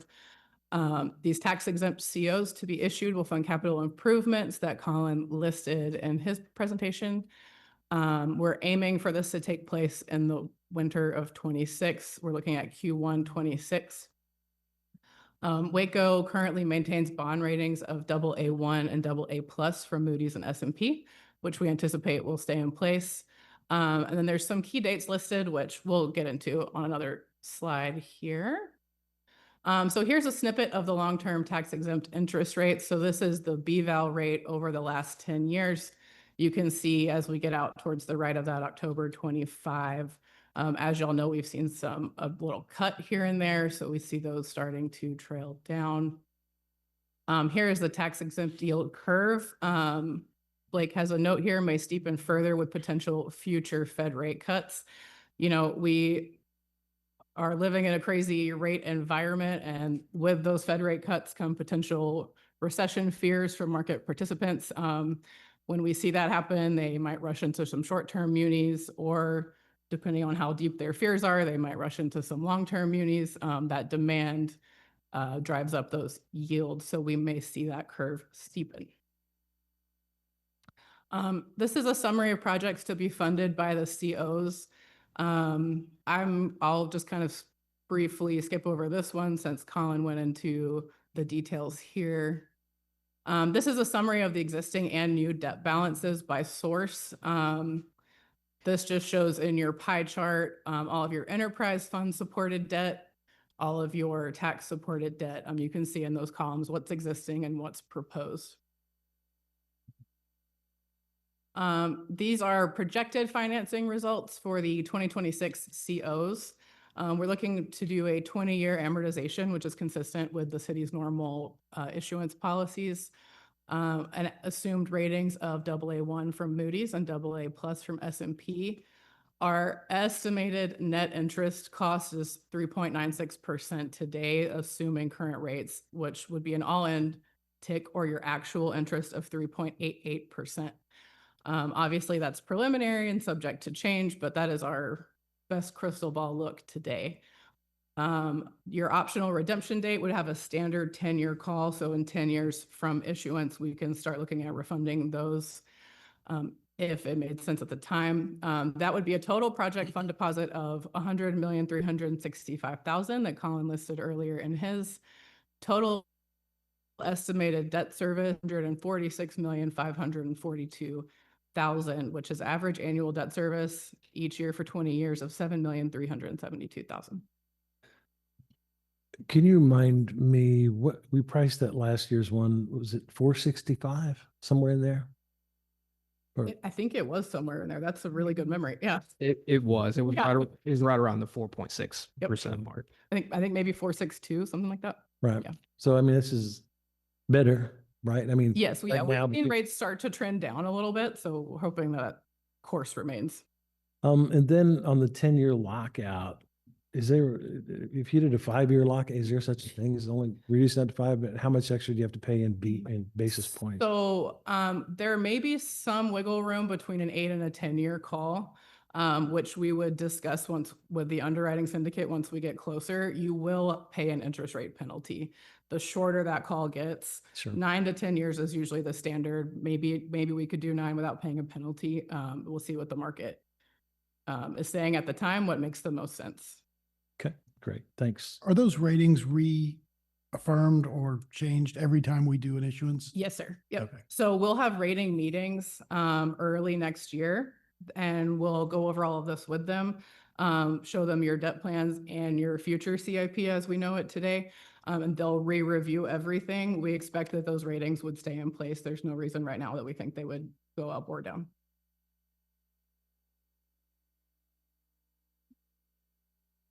This is a detailed snippet of the existing bond principal payments by repayment source. Just to note, this is principal only. This is not total debt service. So you can see each enterprise fund, they're paying their portion. This is the same thing, but for the pro forma 2026 issuance. So you'll see the enterprise funds that will play a part in this CO that we're talking about today. And then this is just a combination of those last two slides, your existing bond payments plus your 2026 COs. And this is just a graphical depiction of the city's principal balance from the INS tax rate following the 2026. The little green additions on the top are your 2026 COs. And this is a graphical depiction of your total principal payments following the 2026 issuance. This is tax and self-supported enterprise fund portions. The tax supported is yellow at the bottom. Self-supporting enterprise funds are in blue across the top. And then here's a quick financing timeline. After this meeting today, if the council approves, we will plan to publish the first and second notice over the next couple weeks, November 8th and November 15th. That notice, as a reminder, will be for the maximum 110 million, which the city can always go under. In January, we'll have rating meetings with Moody's and S&P. And later in January, come back to the council for approval of parameters bond sale. Our ideal goal would be to price in February in conjunction with the city's audit being finalized so that we can get the latest and most accurate information out to the market, to the investors, to get the best market bonds. And we would close 30 days later, hopefully in early March. A quick overview of your ratings. Waco, like we said, currently has a AA1, AA+ from Moody's and S&P. You'll see highlighted in green towards the top. You'll have a very high grade rating. This is due to your strong and growing economy, well-managed financial operations. The rating agencies always mention the city council's leadership, the city staff's financial direction, and the city's strong financial reserves. The weaknesses that are the weak income indices, which usually comes with a college campus being close by, and elevated outstanding debt compared to peers. I noted it earlier, but I'll note it again. When we meet with them in January, city's finance staff will present the CIP as we know it for the next few years, along with this year's debt plans, which they've done for the past few years. And so Moody's and S&P both know that this year's approximately $100 million issuance is coming. This isn't a surprise to them. They're not going to say, whoa, another 100 million. We have to think about that. So they've seen it before. They've seen the plan. So we expect that the AA1 and the AA+, those strong ratings will remain in place. Can you flip back Yes, just a second? On that elevated outstanding debt compared to peers, can we see the work that they, I mean, is it We can. possible? Because I know that we've done analysis internally too to kind of show us where we're at amongst our peers, and depending on how you look at it per capita or per, Yes, sir. there's a lot of different ways to look at it. I just want to make sure that we have our eyes wide open on where we're standing on debt, on liquidity and debt cash flow coverage and Absolutely. and all those things. But yeah, We can provide they have, in addition to the credit opinion that both agencies issue, it'll have some tables and graphs in there. They'll have a more detailed scorecard that we can get from them and we can share. fantastic. Thank you. Then I will turn it back to Colin. Great, thank you. And so just to summarize what we've discussed today, the agenda item that you're being asked to vote on is, again, it's just an authorization to publish the notice of intent to issue the debt. It's not an authorization to issue it. Council approval for that bond parameter sale is going to be on January 20th. The maximum principal amount is not to exceed $110 million in the notice. It can be reduced, but it cannot go above that amount. And so for right now, we've got $100,365,403. And that ties back to the adopted CIP. And then you can see the breakdown of the debt categories there. So I'll answer any questions that you might have at this time. Any questions or comments at this stage? Yeah, these are, I know we had an offsite meeting a couple months ago, and we started with all these CIP projects, and we cut so many, and we always say we have about $3 billion worth of improvements we need to make. So we cut this down quite a bit, obviously, and I'm looking at that. The general fund is 41.8 million, which we called way back, and you can just look at you already went through the projects column. So this, it feels right that we're not trying to cover everything, but we still have 41 million that we need to leverage into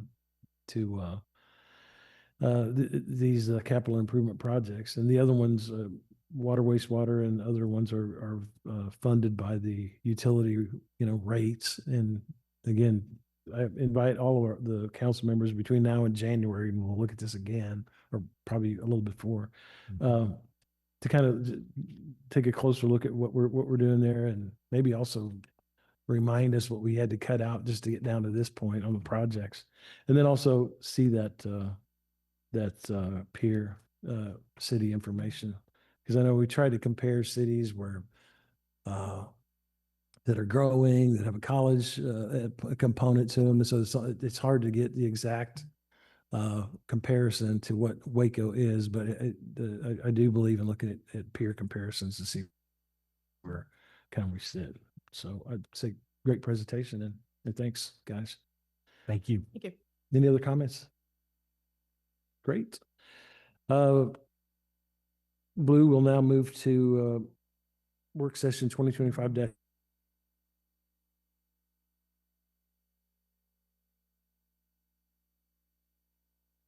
Shopsky, Director of Human Resources and Home Employee Relations Coordinator for the city, will present an overview of the city's responsibilities and initiatives under the Americans with Disabilities Act.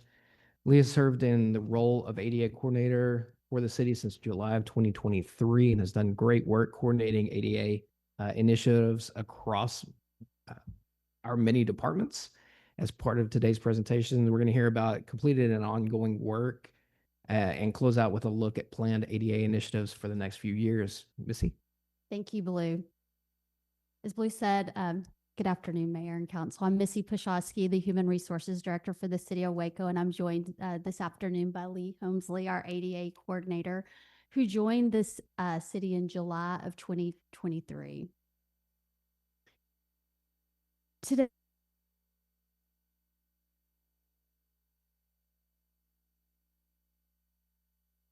Disabilities Act. You're going to refer to it as ADA throughout the presentation this afternoon. We'll specifically be focusing on Title II of the ADA. Title II covers everything that a city does, all of our systems, from services and spaces to communications and policies. We'll also be discussing how Title II of the ADA corresponds with Section 504 of the Rehabilitation Act. We'll cover initiatives that we've been working on, ongoing priorities, and we'll talk about next steps. But before we begin, I want to lay the groundwork by providing two illustrations to help provide some groundwork for the purpose and impact of the ADA. One is something local. In 2024, McLennan County asked if the community room of our fire administration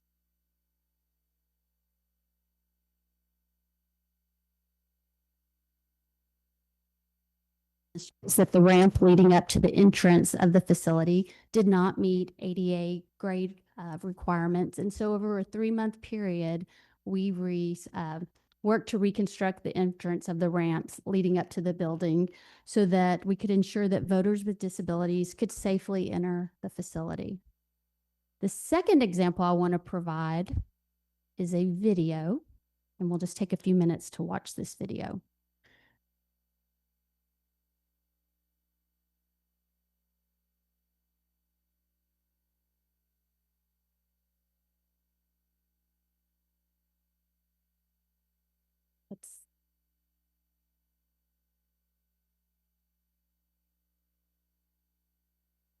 We need some IT support, it looks like. There are challenges to meeting at places other than Bosque Theater in there. I think we're getting close. I will just take another second as we have a brief delay here, and I think it's on agenda as it was mentioned, and really commend the city for jumping quickly into adding the accessible ramp for the 25th Street voting station last cycle.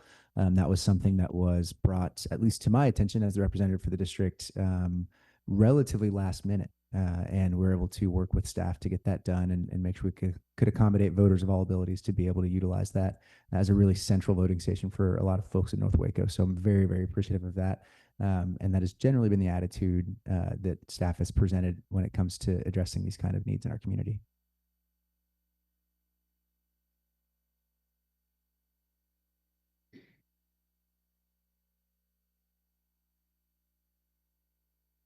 if we can't get the video working, we can come back and watch it in a little bit. But it details someone's day in a wheelchair navigating through a city. And it kind of embodies the spirit of ADA and making sure everybody has accessibility to the offerings available in a city. Do you want to go ahead? We'll go ahead. If we can get it working, we'll come back to it. We can see it or we can read it.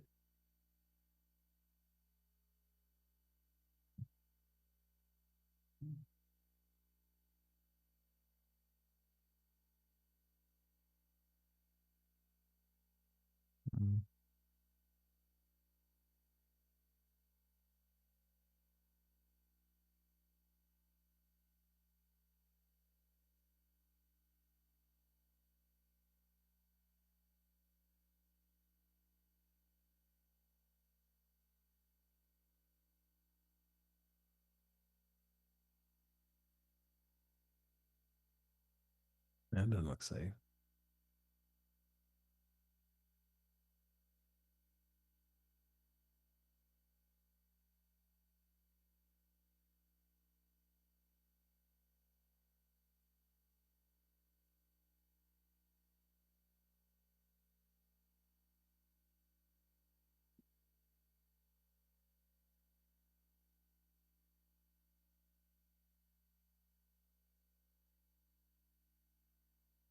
Yes, yes. And that's a majority of the video right there. So we're going to pause it and go on to the next slide. And I'm going to turn it over to Lee. Thank you. So what we saw in the video and what Missy described at the local fire station, those examples really illustrate what the spirit and the intent behind the Americans with Disabilities Act, which was created to protect the rights of people with disabilities and make sure that they have the opportunity to actively engage in all areas of public life. By modeling the law after the Civil Rights Act of 1964, the ADA established disability as a protected class, and it made accessibility a fundamental right, not just a matter of convenience. And like the Civil Rights Act, it's organized into 5 titles, and each title addresses one area of public life. I've listed all 5 titles on the slide, but we're only going to talk about Title 1 and 2 because those 2 specifically apply to city responsibilities. Title 1 extends protections to individuals in all aspects of employment, from recruitment to separation and everything in between. And it also requires employers to engage in the interactive process when applicants or employees request reasonable modifications. This is just an ongoing conversation between an applicant or employee and the employer, trying to determine whether a reasonable accommodation can be made. Title II extends protections to individuals who receive services or participate in activities or programs that are offered by state and local governments. This would include our public transit systems, and it also includes the services that are provided by contractors and vendors on behalf of a public entity. And I'm just moving forward, I'm just gonna refer to Title II as like local governments instead of state and local, because it's a mouthful to say it all. But we're gonna focus specifically on Title II and how the city, specifically Waco, can take a proactive approach to remove barriers and meet accessibility standards so that people with disabilities can fully participate in our city services. So the goal of Title II is for local governments to show progress toward accessibility, which is an ongoing process of identifying and removing barriers. To help local governments build strong Title II programs, the Department of Justice has provided some guidance on practical steps that local governments can take. The first step is the designation of an ADA coordinator to centralize the process for managing ADA-related activities and serve as a clear point of contact for the public. Local governments are also encouraged to establish a complaint procedure that is simple to use and easy to find, and to publish a public notice that explains the city's Title II policy and the residents' rights. And cities should also consider requests for reasonable modifications to policies. This could mean anything from allowing service animals where there's a no pets policy, or allowing food at a venue where there's no outside food permitted for food allergies. Cities should also be prepared to communicate effectively with individuals who have hearing, vision, speech, or intellectual impairments, and provide auxiliary aids, which could include interpreters or accessible materials when those are requested. And cities should also evaluate their programs and services for accessibility, and this would include making sure that facilities and paths of travel are accessible. And if structural changes aren't feasible, then the program can be moved to a different floor of a facility that is accessible, or to a different facility altogether, or provided in a different way. Program accessibility also includes online services, including any documents that are posted to the city's website, web pages, online bill pay, and social media sites, and any apps that the city owns. And it also includes the contracted services that are provided by our vendors. And one of the most effective ways to identify and eliminate barriers is to perform a self-evaluation, and then to create a transition plan that entails all our remove barriers. And while cities ultimately have the responsibility for making sure that they're making progress towards accessibility in compliance with Title II of the ADA, the Department of Justice has additional oversight under Section 504 of the Rehabilitation Act of 1973, which prohibits disability discrimination in any program or activity that receives federal funding. So the Department of Justice requires that any subrecipients of federal funding are making progress towards compliance, and they assign state agencies in each state to monitor that compliance. So in Texas, the state agency is the Texas Department of Transportation, and they oversee the subrecipients of federal aid highway funds. And because the city of Waco is a subrecipient of these funds, we do have to make sure that we are making progress toward accessibility under Title II of the ADA in order to continue to receive funding under Section 504.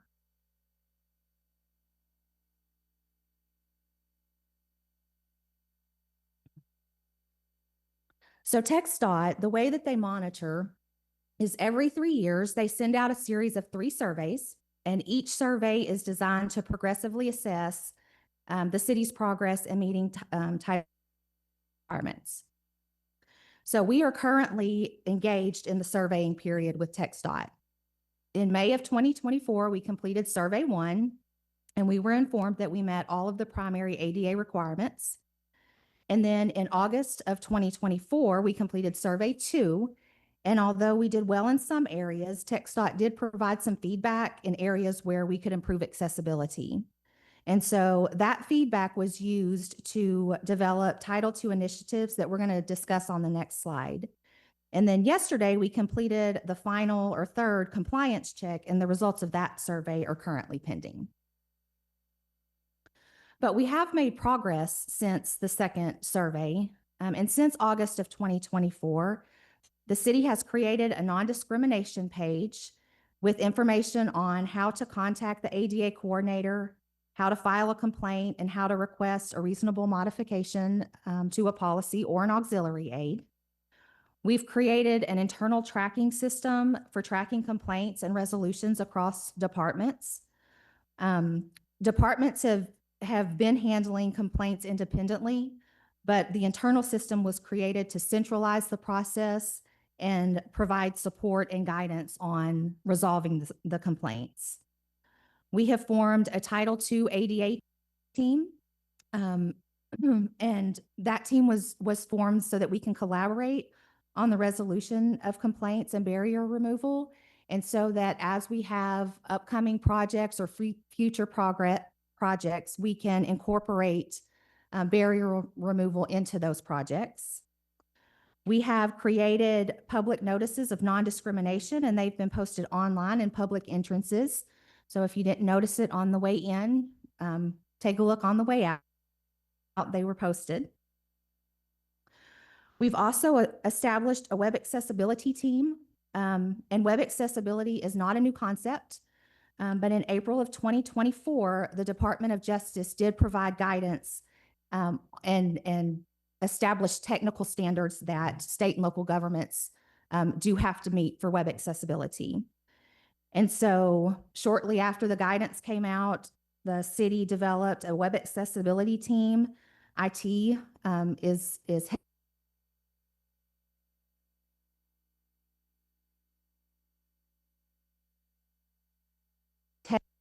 We've also identified web accessibility liaisons at every department, and they're going to be trained to create accessible documents. So anybody at the department that's creating content that's going to be posted online is going to be trained to create accessible content.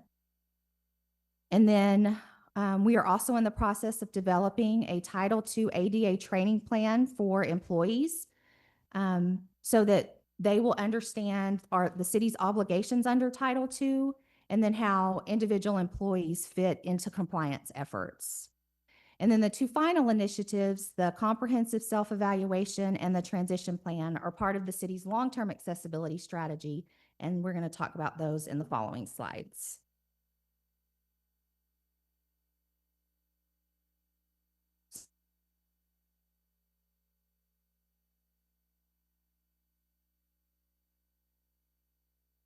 Public spaces, our passive travel, and our efforts towards public engagement. And so in the last 6 months, we've done a really good job with public engagement.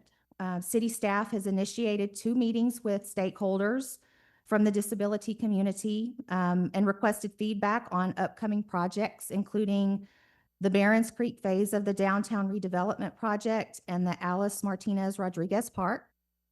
PD has met with stakeholders to address their concerns about accessible parking violations. And then I have met with 2 groups who were requesting a path to provide feedback regarding accessibility concerns to the city. And those meetings have been very positive and very solution focused.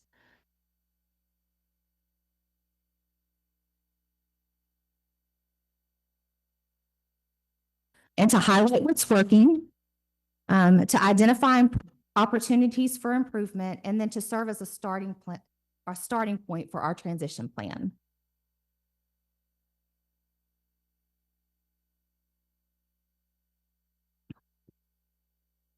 And then the transition plan is intended to be a living document that is expected to evolve over time. It'll lay out clear priorities, set reasonable timelines, and assign responsibilities to so that the city can make meaningful and phased improvements. Priorities will be determined based on several factors, including how much the barrier impacts a person's ability to use a program or service, how often a facility or service is used, the cost involved, and the funding that's available, upcoming projects and improvements, and then community feedback and perspectives. And so a key takeaway for any good transition plan is that it goes beyond compliance and that it reflects the voices and lived experiences of the residents that the city serves. So at this point, I'll turn the presentation back over to Missy, who will walk us through the steps that the city intends to take to conduct the self-evaluation and develop the transition plan. Thank you, Lee.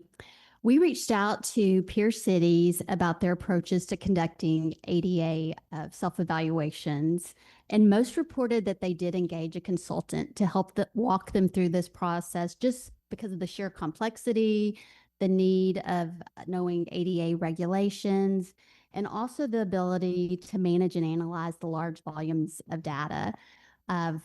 If you look on the City of Dallas website, in the last couple of years, the City of Dallas went through the process of doing a self-evaluation, and their plan is out on their website along with their transition plan.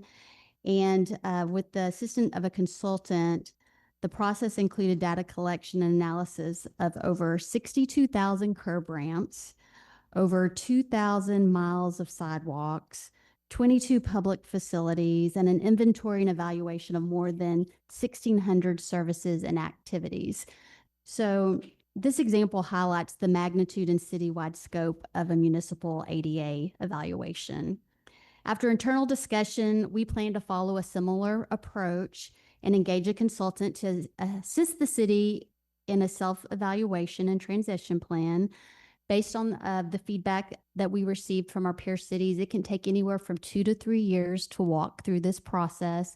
And the cost can range anywhere from right under $800,000 to over $1 million to engage a consultant to assist with this. To help manage costs, we plan to leverage existing city data and resources wherever possible. Several departments have already begun reviewing their services. For example, facilities recently completed a study assessing the age and condition of city buildings. We intend to build upon work like this. So our next steps include continuing to work to ensure full web accessibility across all city platforms, to finalize the ADA Title II training for our city employees and roll that out to them in early 2026, and then start building an RFP, hopefully to launch in 2026, to engage a consultant to help with the self-evaluation plan and a transition plan, with the goal of perhaps starting the evaluation in 2026. So in closing, it's important to emphasize that ADA compliance isn't a standalone initiative. It's an integral part of how the city operates every day. So that concludes our presentation, and we're happy to take any questions you may have. Any questions or comments for Missy? I just have a quick one. Thanks, Missy, for the presentation. So I know we're considering repurposing several buildings with the new operations plan, the operations facility. Will those buildings be included in this plan just because it hasn't happened yet? So that's where we The take advantage of what we have. If we see a building's close to the end of its life, Yeah. that it wouldn't be prioritized to Got be it. looked at. And that's potentially how we'll help with the funding of the project as well.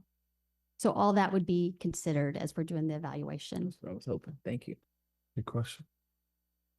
You touched on this, but can a citizen follow all this on the city website? Yes. Where is it on there? If you go to the city website at the very top, it's one of the quick links. It's non-discrimination, and you click on it, and it's Title II ADA and Title VI Great, thank you. civil rights. Great. Any other questions? Great presentation. Thanks for keeping us up to speed on ADA. Appreciate it. Thank you. The next item is work session 2025-786, ACM Kostovich. Yes, Mayor. Clint Peters, Director of Development Services, is going to provide a brief highlight of tonight's planning public hearing item.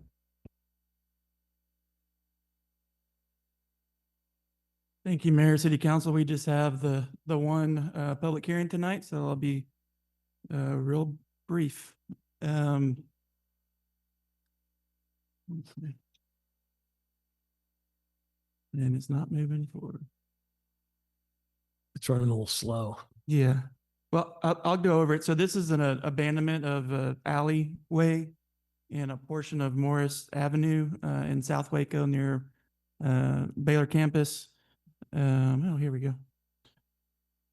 There's a small right-of-way that is unbuilt, so there's no street or alley in the right-of-way adjacent to a vacant lot that is being proposed to be developed in between 11th and 12th Street in South Waco. And here's some pictures of where the alley is. So when that came to Plan Commission, the adjacent property owner that you see on your left-hand side in that photo had some questions about exactly where the was.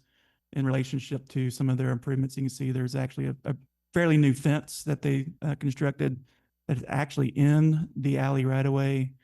So we did accommodate a meeting with the applicant, their surveyor for the project, and the neighbor to work through all that. They are going to relocate that fence to the property line. With this abandonment, there's about 12 feet of right of way. Both property owners will pick up some of that right of way, but the fence will need to be moved. And the applicant has worked with the neighbor to accommodate them with that. There is a sewer line, public sewer line that runs through the alley currently that we've asked for an easement. That's the one condition on it. And Plan Commission did recommend approval of the request. Do we have an idea of the age and condition of the sewer line? No, but I'm fairly certain that it's old. Yeah, my only thought or concern on the matter would be, and I know it's noted in here about the potential for infill development there by abandoning the alleys. What we don't want is if it's an old line that could decay in any kind of way and cause, so you develop on top of it, and then it causes an issue structurally with the structure that's put there because whatever's underground is decayed or collapsed. So I do know that this sewer line actually dead end, so it only serves this property, the adjacent property. And with the easement, there will be no vertical structures being built on that. Great. It will just be flat work. So Perfect. Glenn, can you just show us where kind of on the map, just like a few blocks? Sure. Well, Daughtry. yeah, so LaSalle would just be to the south side of this map, a couple blocks. Okay. Yeah. To the right? To the looking at right, it? yeah. Okay. And then you have 12th Street running towards the interstate. Okay. Yeah. And then it says in between 11th and 12th along a small street called Prose. There's a lot of small disjointed streets in that area. Thank you. Sure. That's all we have. Any other questions for Clint on this one? Thanks for running that by us, Clint. Sure. That's it then with the presentations then, right, Blue? That's correct, Mayor. All right, the next item is council request for scheduling of future agenda items. Are there any requests for future agenda items? There are none, so we will now recess the work session and reconvene the regular session for executive session as read into the record by City Secretary Hicks at 5:08 p.m. Notice is hereby given that the city council will go into executive session in accordance with the following provisions. Real property, Texas Open Meetings Act, Section 551.072. Economic Development, Texas Open Meetings Act, Section 551.087. We are now in executive session.